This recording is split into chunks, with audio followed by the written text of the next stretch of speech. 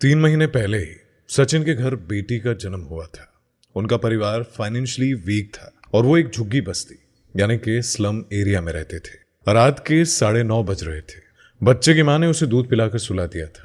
Since गर्मी का मौसम था और लाइट चली जाती है, इसीलिए सभी दरवाजा खोलकर सोने चले जाते हैं। गर्मी की वजह से बच्चे की मां को नींद नहीं आ रही थी।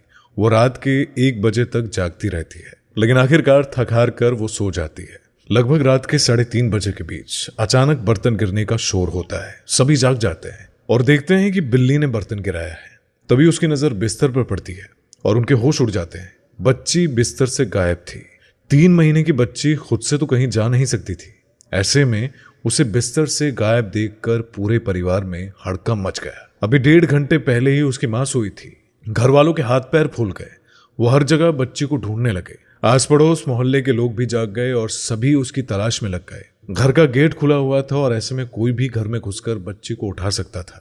सचिन ने दूर मोहल्ले जाकर अपनी बेटी के बारे में पता किया, लेकिन किसी ने भी उसको ले जाते नहीं देखा था। आखिर 3 महीने की बच्ची अचानक गायब कैसे हो गई थी? Welcome to the show. रोते बिलखते हुए घर वाले सीधे कब परेड पुलिस स्टेशन पहुंचे। पुलिस ने उनसे उस दिन का रूटीन पूछा और ये जाना कि पूरे दिन उनसे कौन कौन मिलने आया था, जिस पर घर वालों ने उसी शाम हुए उस झगड़े के बारे में बताया।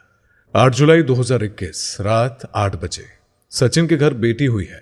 इसकी खबर मिलते ही कन्हैया उर्फ कन्नू, जो एक ट्रांसजेंडर था, अपने साथी के साथ आशीर्वाद देने के लिए आया। आशीर्वाद देने के बदले में उसने 1101 नारियल और साड़ी की मांग की। उस टाइम लॉकडाउन लगा हुआ था, काम धंधे बंद चल रहे थे, इसीलिए फैमिली की फाइनेंशियल कंडीशन अच्छी नहीं थी, जिस वजह से वो सिर्फ 200 रुपए साड़ी और नारियल के साथ बख्शीश देने पर लगे, जिस पर कन्नू पूरे पैसे देने की जिद करने लगा। घर वालों ने समझाया कि काम धंधा चलने लगेगा तो वो उसे बाद में पूरे पैसे दे देंगे। ये सुनकर कन्नू भड़क गया और जाते जाते धमकी देकर गया कि अगले 5-6 दिन वो कुछ ऐसा करेगा कि जिससे उसका नाम बड़ा हो जाएगा।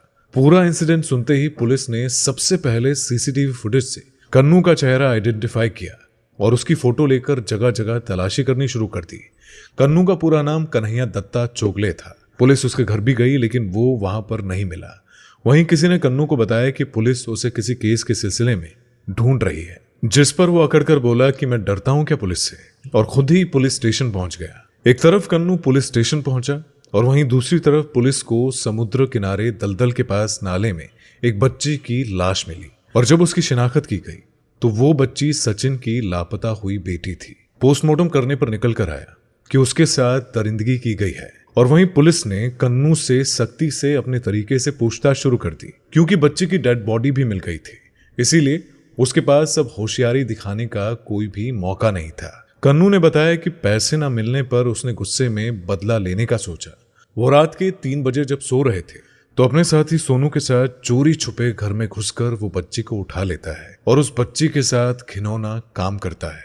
उसके बाद उस बच्चे को समुद्र के किनारे नाले में फेंक देता है, जहां उसकी दम घुटने से मौत हो जाती है। कुछ बातें यहां पर मैं क्लियर करना चाहूंगा कि कन्हैया उर्फ कन्नू एक ट्रांसजेंडर था, न कि किन्नर को एक आदमी था जो एक औरत की तरह सजता और तैयार होता था। ट्रांसजेंडर वो होते हैं जो उस जेंडर को नहीं मानते हैं जिनमें उनका जन्म होता है। कन्नू ने बताया कि उसने ये सब इसलिए किया ताकि आसपास के लोगों में डर बैठ जाए, और जब वो किन्नर बनकर किसी के घर शुभ मौके पर आशीर्वाद देने जाए तो उसके बदले में सब उसे मुंह मांगे पैसे या उपहार दे। 26 फरवरी 2024 मुंबई की सेशन कोर्ट में इससे rarest of the rare case मानते हुए 24 साल के कन्हैया चोगले को पोक्सो एक्ट के अंदर फांसी की सजा सुनाई गई। ये भारत के इतिहास का पहला मामला था जिसमें किसी ट्रांसजेंडर को फांसी की सजा सुनाई गई थी। हिंदू धर्म में किन्नर का विशेष स्थान है। उनके आशीर्वाद का बहुत महत्व माना जाता है। इसीलिए कन्हैया का अपने फायदे के लिए किन्नर का रूप लेना और फिर ऐसा घिनौना अपराध करना बिल्कुल भी माफी के लायक नहीं है। तो ये था आज का केस, और आप अपना ध्यान रखिएगा।